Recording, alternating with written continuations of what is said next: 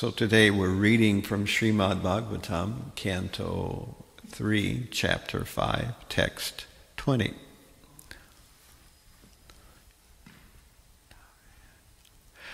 Māṇḍavya Shapad Bhagavan. Māṇḍavya Shapad Bhagavan. Prajasam Yamano Yamaha. Prajasam Yamano Yamaha. Bratu Kshetre Bhujisyayam. Bratu Kshetre Bhujisyayam. Jata Satyavati Sutat. Jata Satyavati Sutat. Māṇḍavya Shapad Bhagavan. Prajasam Yamano Yamaha. Bratu Kshetre Bhujisyayam. Jata Satyavati Sutat.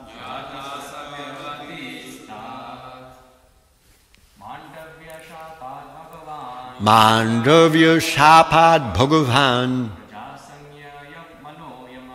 Prajasam Yamano Yamaha. Bratu Kshetre Bhujisyayam. Jata Satyavati Sutat. Māṇḍavya Shapad Bhagavan. Prajasam Yamano Yamaha. Bratu Kshetre Bhujisyayam. Jata Satyavati Sutat.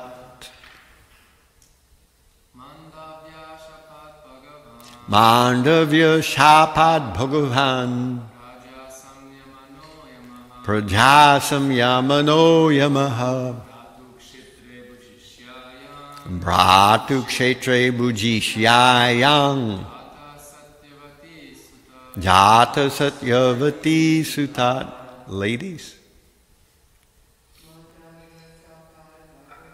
Māṇḍavya Shapad Bhagavan. Prajasam Yamano Yamaha. Bratu Kshetre Bhujisyayam. Jata Satyavati Sutat. Māṇḍavya, the great Rishi Māṇḍavya Muni,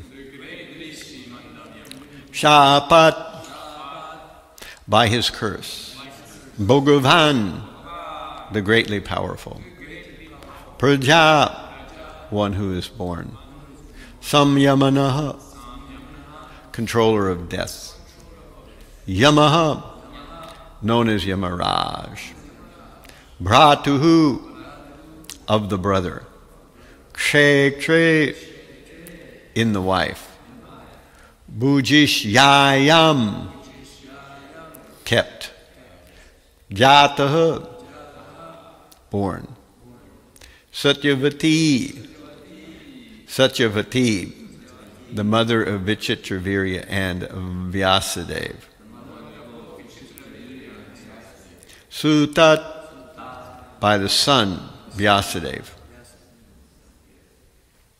So the translation reads, I know that you are now Vidura, due to the cursing of Māṇḍavya Muni, and that formerly you were King Yamaraja, the great controller of living entities, after their death. You were begotten by the son of Satyavati, Vyasadeva, in the kept wife of his brother. So I say, and you please repeat, I know that you are now Vidura, due to the cursing of Māṇḍavya Muni, and that formerly you were King Yamaraja. the great controller of the living entities after their death. You were begotten by the son of Satyavati, Vyasadeva, in the kept wife of his brother. Okay, so here we have the purport by Srila Prabhupada. It's not very long. Māṇḍavya Muni was the great sage, see Bhagavad, Śrīmad Bhagavatam 1.13.1. And Vidura was formerly the controller Yamaraja, who takes charge of the living entities after death. Birth, maintenance, and death are three conditional states of the living entities who are within the material world. As the appointed controller after death, Yamaraja once tried Māṇḍavya Muni for his childhood profligacy, and ordered him to be pierced with a lance. Māṇḍavya, being angry at punishment, cursed him to become a Śūdra, member of the less intelligent laborer class. Thus Yamaraja took birth in the womb of the kept wife of Vichitravirya, from the semen of Vichitravirya's brother Vyasadeva. Vyasadeva is the son of Satyavati by the great king Shantanu, the father of Bhishmadeva. Oh, I'm sorry. I blurred two words together, and it made it not make sense. Thus Yamaraja took birth from the womb of the kept wife of Vichitravirya, from the semen of Vichitravirya's brother Vyasadeva. Okay, end of statement. Vyasadeva is the son of Satyavati by the great king Shantanu, the father of Bhishmadeva. That's what it says here, but that's not right. Vyasadeva. What's that? On Vidura-base, we have a different purport. There must have been a mistake in that version. Yeah. No, yeah. I was just wondering. That was what was. I didn't pick it up. It says that Vyasadeva is son of Satyavati by the great king Shantanu and the father of Bhishmadeva. Well, King Shantanu is indeed the father of Bhishmadeva, but Vyasadeva is the son of Satyavati by, what's his name? Parashara Muni, right? This translation is updated on the screen. Does it say something different from what I was reading? Yes. It says Vyasadeva, the son of Satyavati by the great Śūdra. Yeah, that's completely absent from the translation that I'm looking at here. Oh, another one that's, but this is the Veda base, and this is the pocket Vedas here that I'm reading here. When the pocket Vedas, they have a lot of interesting things about love of cod. And then I just saw cod consciousness, so there's lots of mistakes in there. So at any rate, it's different from the Veda base. All right, so this mysterious history of Vidura was known to Maitreya Muni because he happened to be a contemporary friend of Vyasadeva's. In spite of Vidura's birth from the womb of a kept wife, because he had otherwise high parentage and great connection, he inherited the highest talent of becoming a great devotee of the Lord. To take birth in such a great family is understood to be an advantage for attaining devotional life. Vidura was given this chance due to his previous greatness. Māṇḍavya Shapad Bhagavan Praja Samyamano Yamaha Bratu Kshetre Bujish Yayang Jata Satyavati Sutat. I know that you are now Vidura due to the cursing of Māṇḍavya Muni, and that formerly you were King Yamaraja, the great controller of the living entities, after their death. You were begotten by the son of Satyavati, Vyasadeva, in the kept wife of his brother. So I'll just clear up a little bit of the history and lineage here because it's a little murky. The situation, of course, was that we know that there were 2 children from Satyavati that were supposed to be king. One of them was Vichitravirya, and the other one was, what's his name? What is it? Chitrangada. Yeah, Chitrangada. So Chitrangada and Vichitravirya. Chitrangada died early. He was supposed to take the throne. He died early because a Gandharva had the same name, and they thought the Gandharva took issue with him, you know, and Chitrangada was slain.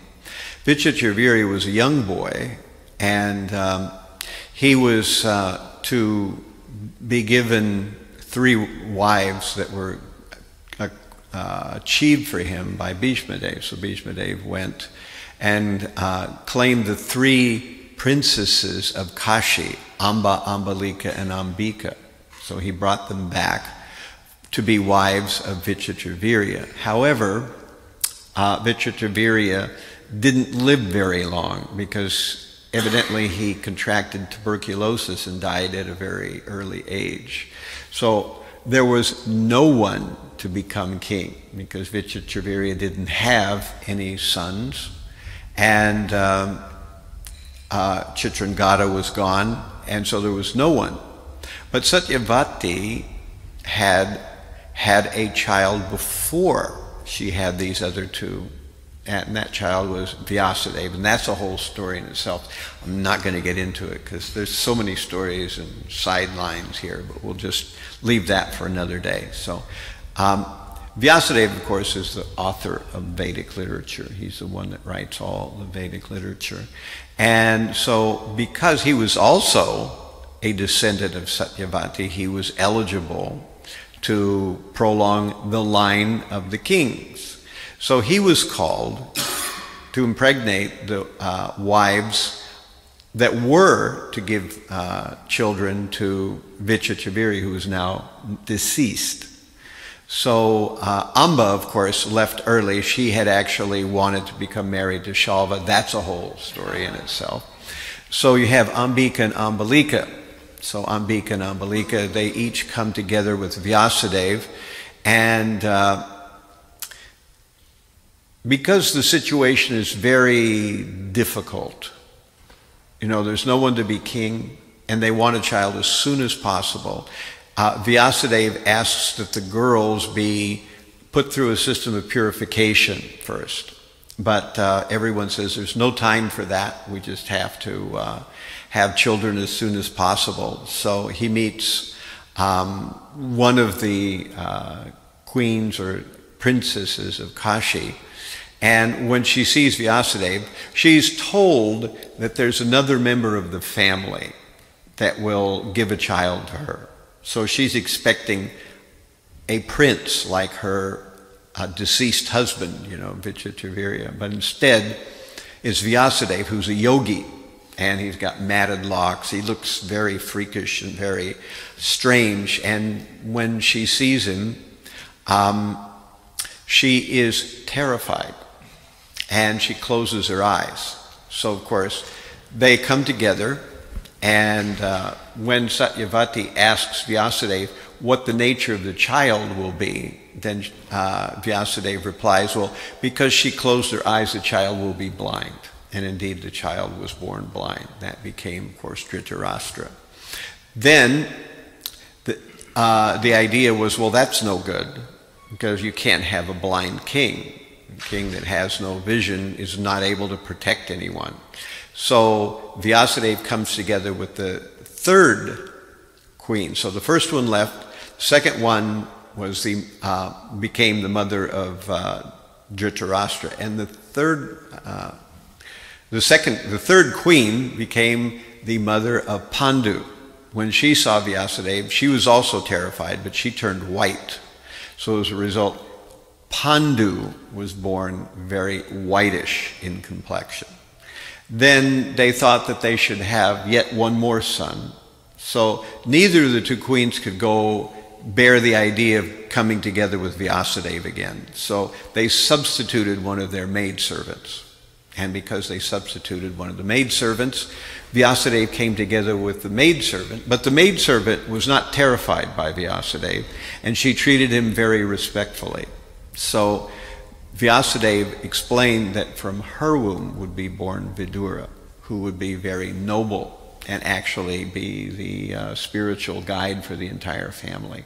So although he was not born from one of the legitimate queens, he was born from one of their servants, he was considered royalty in the sense that he was part of the family, but not in the sense that he had a claim to the throne.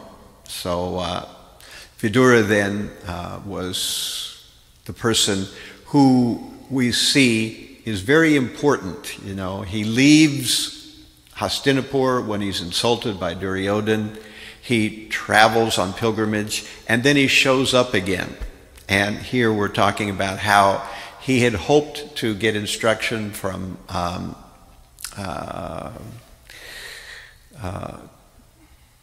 Uddhava, but Uddhava referred him instead to Maitreya, so now he's getting to hear from Maitreya. Now, how was it that Yamaraja became born as Vidura? Vidura was considered a Śūdra, which is a low class, even though he was in a royal line, because his mother was not royalty. So he was considered a Śūdra. But nobody actually related to him that way, because by qualifications he was nothing like a Śūdra. He was actually fit to be the spiritual master of the entire group. And he often tried to give good instruction to Dhritarashtra, who was his elder but blind brother. So he tried to help Dhritarashtra, which failed. Dhritarashtra didn't listen to him, and as a result, the Battle of Kurukshetra was fought. But Vidura was cursed. There was a story, and it's told a few different ways, you know, that Māṇḍavya Muni, if you go back to first Canto, 13th chapter, he's called Māṇḍuka Muni, so two are the same evidently, Māṇḍuka and Māṇḍavya. Māṇḍuka means frog, so I don't know how that figures in there, but somehow or other, Māṇḍavya Muni or Māṇḍavya Rishi was a great yogi, and he had taken a vow of silence for a period of time, and he was standing in a very difficult posture. And he had a little hermitage, and while he was at his hermitage, the thieves or dacoits were in the area, and they had stolen some things from the king. And they came and they hid the stuff that they had stolen in his hermitage. And then they heard that the king's men were coming to arrest them. So they ditched out, they ran away.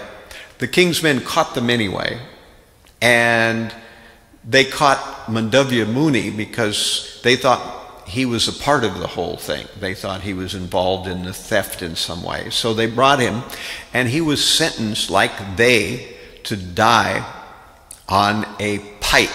You know, Prabhupada describes it in a really gruesome way in, I think, Bhagavatam somewhere, or maybe in one of his classes, where he said there used to be a punishment where they would take a pike and they would impale somebody in their anus, and the weight of the body would just gradually pull the pike through their entire body, and they would die that way.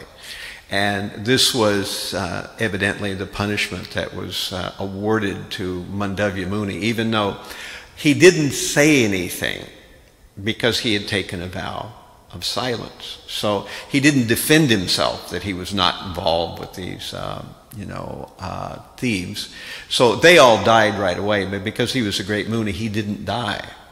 And the king came to hear that there was one of the dacoits had not died, and then he learned that it was Māṇḍavya Muni. He said, well, that's a great Muni. He couldn't have been involved. And the king came there, and he found Māṇḍavya Muni, and he begged forgiveness and tried to pull the pike out of Māṇḍavya Muni, but it broke off inside. I know, it was a gruesome story. But at any rate, he was called Ani Māṇḍavya after that, because he had part of a lance in his body. And so he traveled around, and he continued to some time, but after some time he became curious why this had happened to him. Because while he was impaled, a lot of things happened. One of them was that great sages, they took the form of birds and they came there where he was, and they asked him, Māṇḍavya, what have you done to earn this punishment? And he said, I don't know, but I'm sure that I am suffering now because of something I have done, some horrible thing I've done in my past, so don't worry about it. But after a while, he became curious to find out what it was that he did that earned him this, gruesome torture. So he came before Yamarāja. He traveled to where Yamarāja, and of course we know Yamarāja is the person who awards punishment to sinful people after death. So when Māṇḍavya Muni came before Yamarāja, he said, my dear Yamarāja, I would like to know why exactly I was punished in this severe way. So please tell me what I did that earned this punishment. And Yamaraja explained that as a child he had impaled an ant with a thorn. And Māṇḍavya Muni couldn't believe it. He said, what? He said, Yamarāja, you're supposed to know what's right and what's wrong. You're supposed to know what punishments are fitting and ones are not. I've done so many austerities through my life, and I performed this when I was a child. And before the age of 12, children are not responsible for what they do. They're not adults. They don't understand the ramifications of what they're doing. You have punished me cruelly and unnecessarily. Therefore, I curse you that you will become a Śūdra and live on the earth, So this is how Yamaraja came. And interesting, a couple of days ago in Kavi Chandra's class, we find that this was kind of a chance for Yamaraja to get a furlough from his duty all day long. I don't know if he works 7 days a week or what it is, but all day long. He is meeting sinful people and deciding what kind of punishment they get in the hellish planets, So he's meeting people and meting out various kinds of punishments. So he knew that Krishna was appearing on earth, and he wanted to, participate, but he didn't have a role. So this whole episode happened just so that he could get a break from being Yamaraja and judging people. He could come to earth and spend time. I guess he spent, something like 100, 120 years or something thereabouts on the earth, because he was older than Krishna. And so demigod time, since they live 1 day for one of our years, that meant that he probably spent about 120 days or 130 days, about 3 months. We got a good furlough, from his demigod position in the heavenly planets. And he spent, about 125 or a little bit more years here in the earth. And during that time, he was Vidura. And he got the chance to meet Krishna. He got the chance to get enlightenment. A little bit by Uddhava, and then more here by Maitreya. So I think probably one of the things that's interesting is how this can happen, that how it is that the wheels of justice can slide off the track. How is it that Vidura meted out this punishment to how it was that Yamaraja meted out this punishment to Māṇḍavya. Well, oftentimes these things happen as we see. There is a sub-theme, and that was that Yamaraja wanted to participate in the pastimes of Krishna, so it gave him an opportunity to do this. As far as Māṇḍavya goes, there is no improper punishment in the whole overall grand scheme of things. Everything, according to karma, is destined, Of course, if we take to devotional service, our karma can be erased or removed. In fact, that's the whole thing that Krishna is saying when he says, Sarva Dharma Parityajya Mamekam Sharanam Vraja Ham Tvam Sarva Papebhyo Mokshayashyami Ma Shuchaha. Do not worry, Arjuna, that all dharmas are taken care of and all your karma will be dealt with. Do not fear, Ma Suchaha. So abandon all kinds of dharmas and surrender unto me.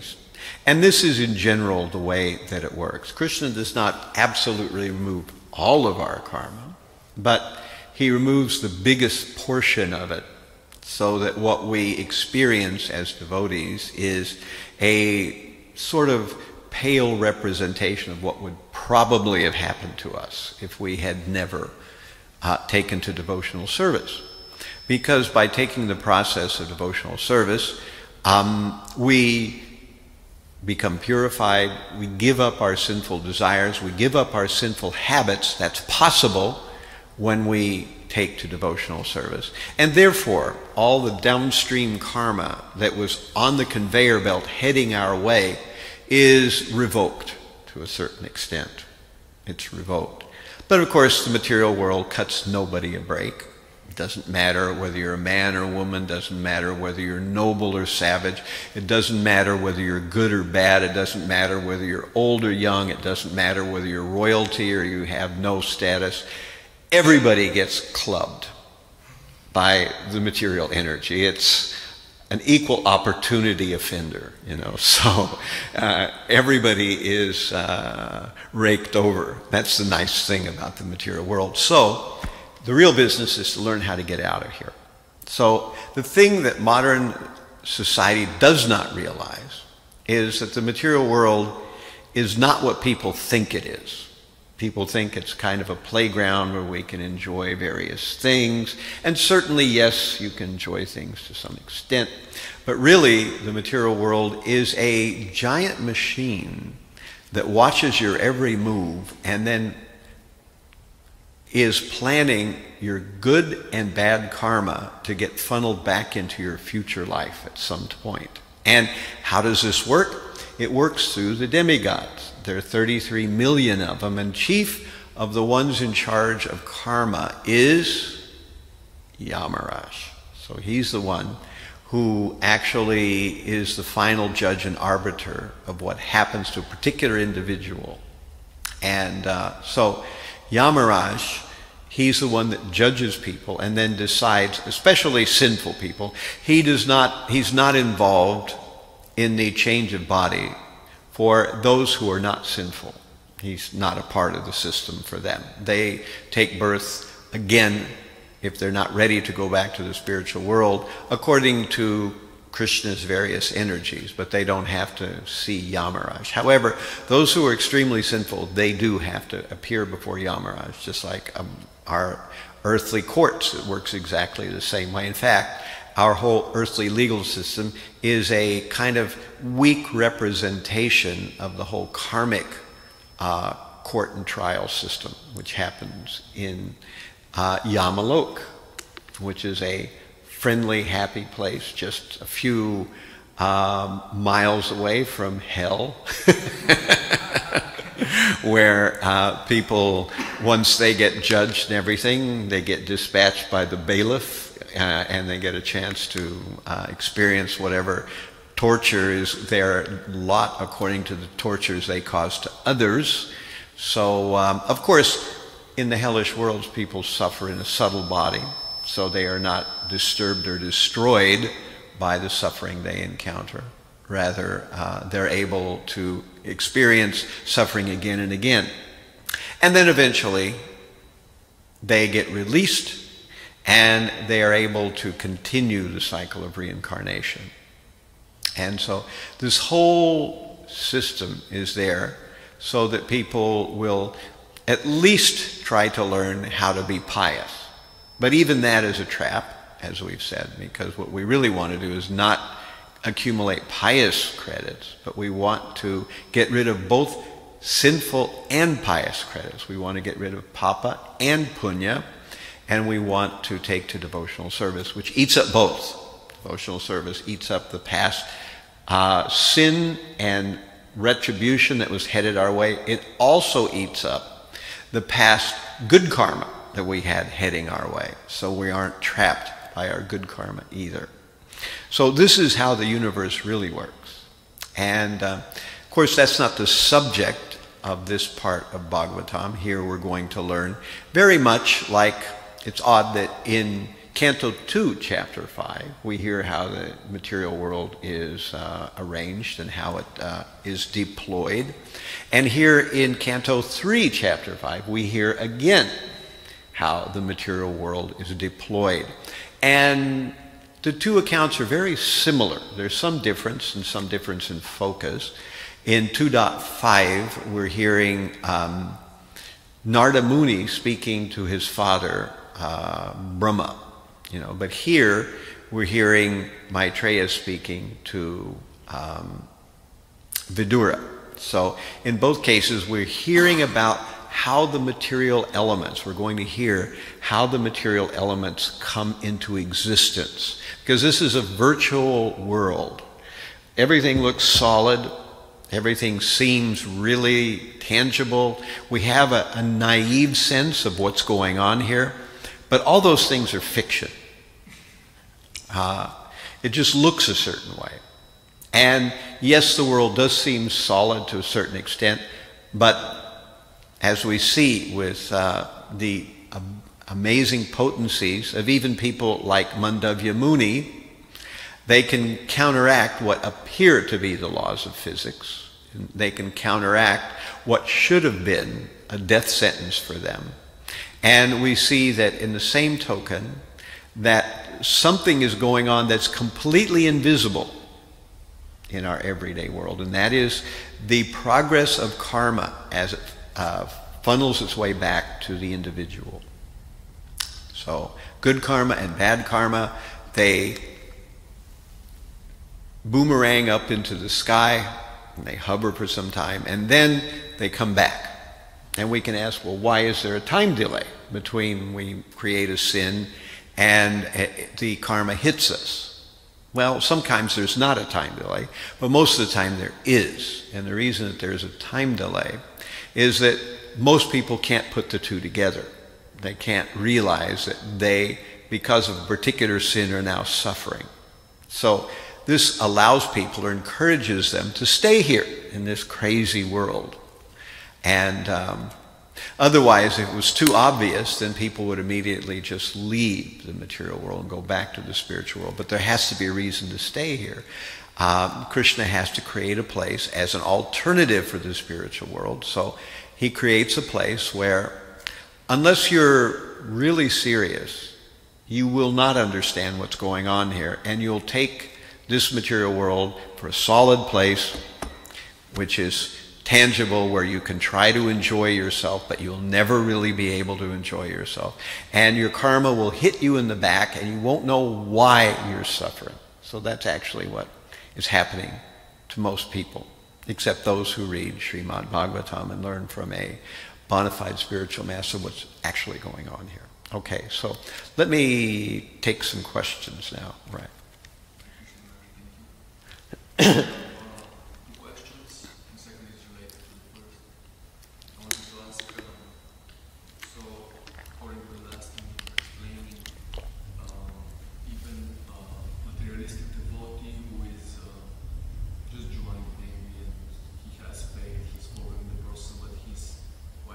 You have to speak a little louder. My hearing's terrible. Like a devotee who just us as doing some devotional service, but he's a Prakrita Bhakta and he's still attached to the material world, commits sins and so forth. So does it mean that he won't get entangled in karma and next life he won't meet Yamaraja, even if he's just a beginner? Yes, generally that seems to be the way Prabhupada explained it, that if someone takes a devotional service and chants any japa at all, or does any kind of thing, even touches the Srimad Bhagavad Gita, such a person will not see Yamaraja. That doesn't mean that they don't get some tough love from Krishna at some point along the line. They may, you know, but they won't go through Yamaraja. That's the whole story in what canto is that, where we have the Yamadutas visiting Yamaraja and complaining. It's 6th canto, right? So in 6th canto, Ajamil was very sinful, but he happened to chant the name of Krishna or Narayan at the time of death. And as a result of chanting the name Narayan, the Yamadutas came to get him. They knew this was their man, you know, so they came with their ropes and their whips and all that kind of good stuff. And the Vishnu Dutas appeared and they blocked the Yamadutas from coming. And then the Yamadutas were angry. They thought, wait a minute, you know, Yamaraj sent us. We came to get this sinful Ajamil, but these blue four-armed men were more powerful than we are, and they stopped us. So they went to Yamaraj and demanded an explanation. Yamaraj said, yes, you know, that because Ajamil had chanted the holy name even once, he had destroyed more sins than it's even possible to commit in a lifetime. So he was not your man. And in the future, Yamaraj tells us, Yamadutas, if you see people who are engaged in devotional service wearing neck beads and they're chanting, do not even look at them, because they are dangerous for you. So in this way, you know, those who are devotees of the Supreme Lord are not subject to the rules and regulations of Yamaraj, even if they are not very advanced in devotional service, or they've fallen away, or any of those kind of things. And then the other thing I wanted to ask, how does exactly, by chanting the holy name, the karma is getting removed? Because I've heard from different devotees, they're telling me, for example, that if you're not chanting pure holy name, which is topmost, or chanting Namabhas, or just being offensive, you won't actually remove your karma, you will still have your karma. But on the other side, we know that devotee by default, he doesn't have karma, so what does it actually mean, and how do we understand? Well, from the way I understand it, there are 3 levels of chanting. There's Namaparad, Namabhas, and Śūdra. You know, this is described in the Harinam Chintamani. So Namaparad is chanting offensively. There are 10 offenses listed in the Padma Puran, you know, and if you're chanting and committing those offenses, then the effect of the holy name is very muted, you know. If you're chanting the holy name and you're aware of the offenses and you're trying to overcome them, then that's no longer Namaparad. That's what we call Namabhas, or closeness to the proper chanting of the holy name.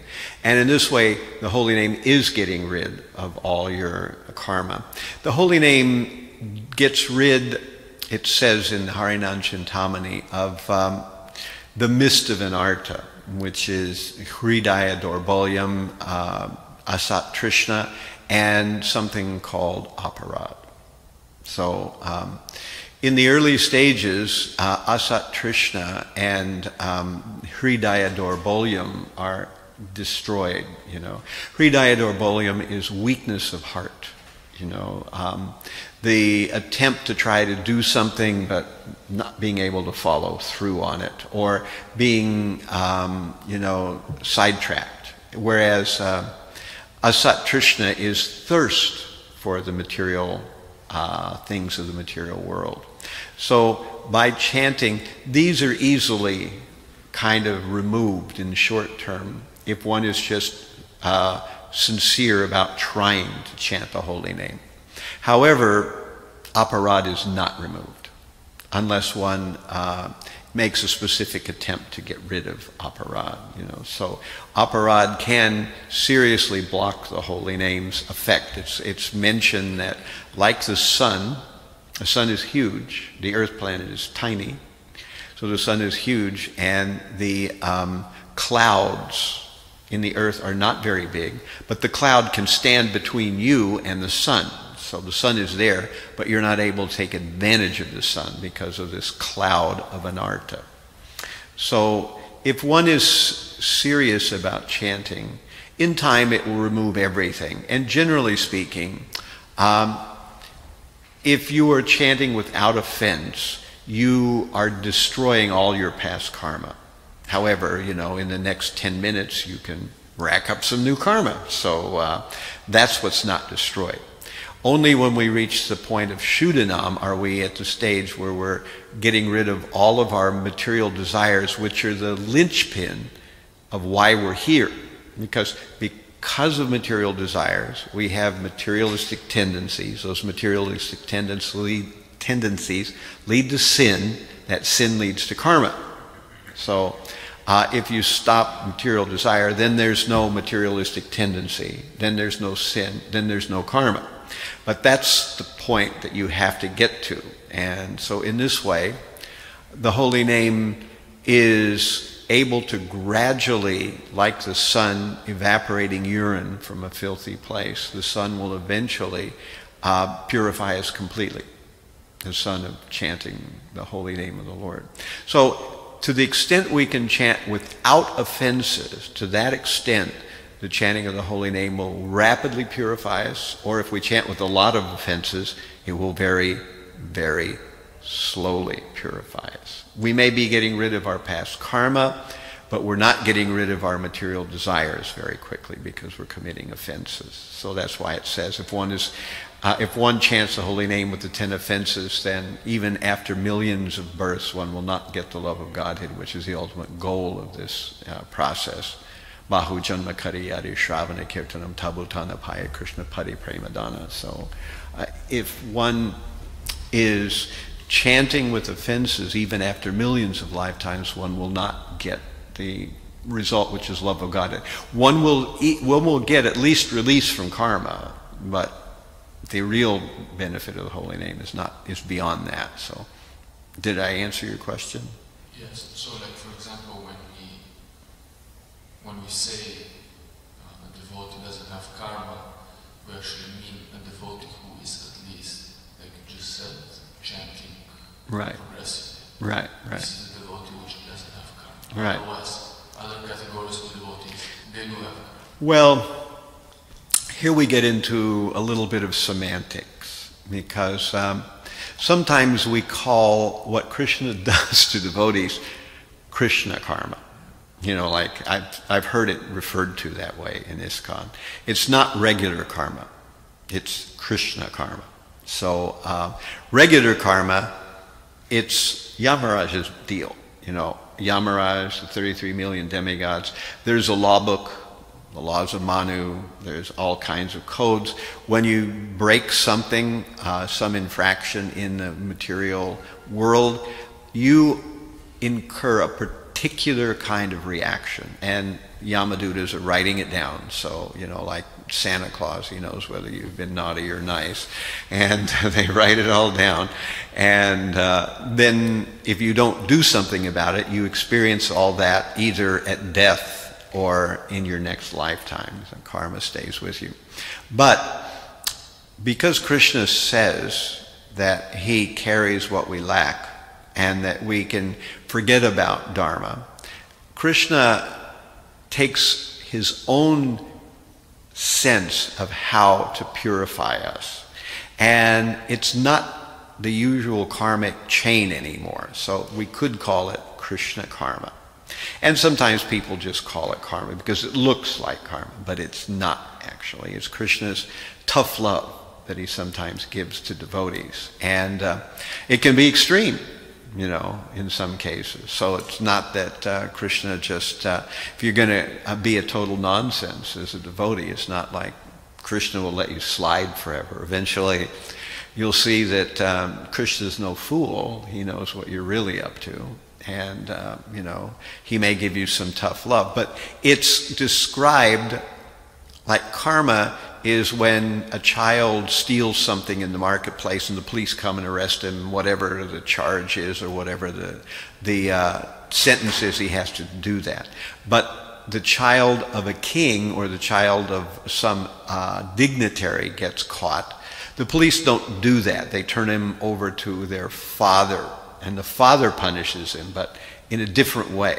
One is impersonal and the other is personal. You know, the punishment is tailored to what will make us advance the quickest. In Krishna knows how it'll be. He knows we're somewhat sincere or he wouldn't be bothering with us.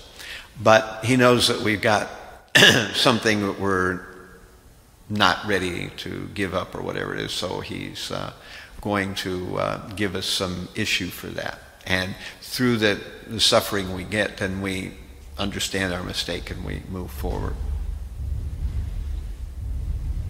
Yes.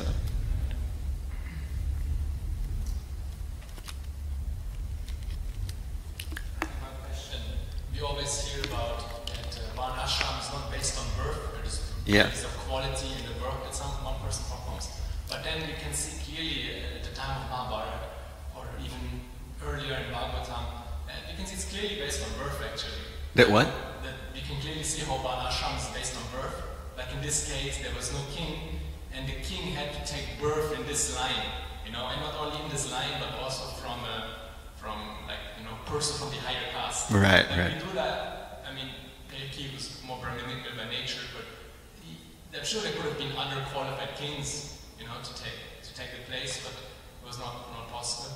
So why is it like that? Because those persons, they must have understood that Varnashram is not based on birth, but still often it appears like it's based on birth. Even earlier when Karna came to fight Arjuna, then also Karna was not allowed to fight because he was the son of Śūdra. Right. So generally it was accepted that Varnashram is by birth. Yeah, that's the whole thing, that with Satya Yuga, in Satya Yuga it's explained that there is no Varnashram Dharma in Satya Yuga, that basically there's one class and that's kind of a Brahminical class. But already with Treta Yuga, we're starting to see the four Varnas employed, you know, they start to filter out. And what are the four Varnas? They are, you know, people of different character, you know, and generally speaking, they're, you know, people of a certain type will fall into a certain Varnic sort of category. Now, as we get closer to Kali Yuga, you know, Shankara or Varna Shankara, Shankara means mixed.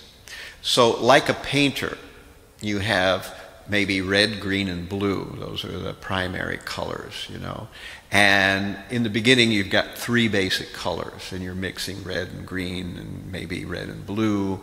But as you get closer to Kali Yuga, things are being mixed even more and even more and even more and even more, till we get to the stage where in what did we say the other day? It's in the Skanda Purana. It says Kala Sudra Sambhava. In the age of Kali Yuga, more or less, we're all basically Śūdras, you know, with some proclivities, maybe a little bit of a Brahmana spot here and there, a little bit of a Kshatriya spot here and there, but we're basically Śūdras because we're like, you know, the worst of the worst of the worst of the worst, you know, and so everything's really mixed up at this point. At one time it was not so mixed up, you know, so at one point it made sense to think of lineages and so on and so forth. And there was something to the line of kings, and there was something to people being born in this particular family. Those families were not just families by their birthright. They were families by birthright, plus they were following various samskaras to create a auspicious family that would carry and bring up a child in a way that would give that child a good chance to become a dutiful, knowledgeable, and powerful king, you know. So that was the way it was. But all that's been lost now because too much intermarrying, too much, you know, everything, to the point where everything's everything at this point. And that's why Prabhupada made that statement, you know. He pulled it out. There's another verse. We were talking with Arjuna Nanda the other day about this because he asked that question about 2 or 3 weeks ago. That Prabhupada explains that in the age of Kali Yuga, not only we have this verse Kalo Śūdra Sambhava, but there's this other verse that says, I forget what the whole verse is, that by birth everyone is Śūdra, by Dvija, by getting second birth, one becomes a Dvija. By learning the Vedas, one becomes a Vipra.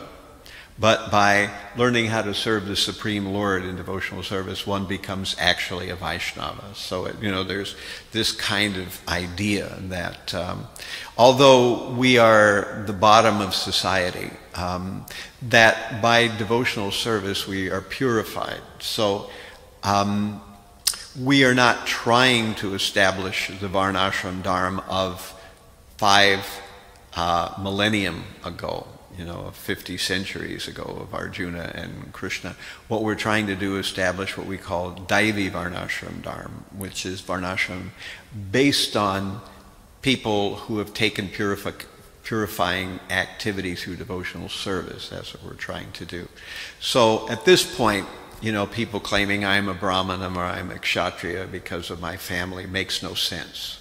50 centuries ago, it did make sense to some extent, because back then the colors weren't quite so mixed up as they are now. You know, we have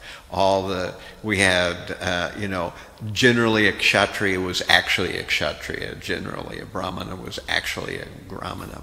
And so in that time it made more sense, and that's another reason why people who try to pretend that it's 50 centuries ago that we can apply all these categories by names and family reputations, you know, that this is all, you know, kind of stuff that doesn't really work, you know. All right, so I've kept you 10 minutes beyond, and thank you very much for your kind attention. All glories to Srimad Bhagavatam, all glories to the Vaishnava devotees of the Lord. Hare Krishna.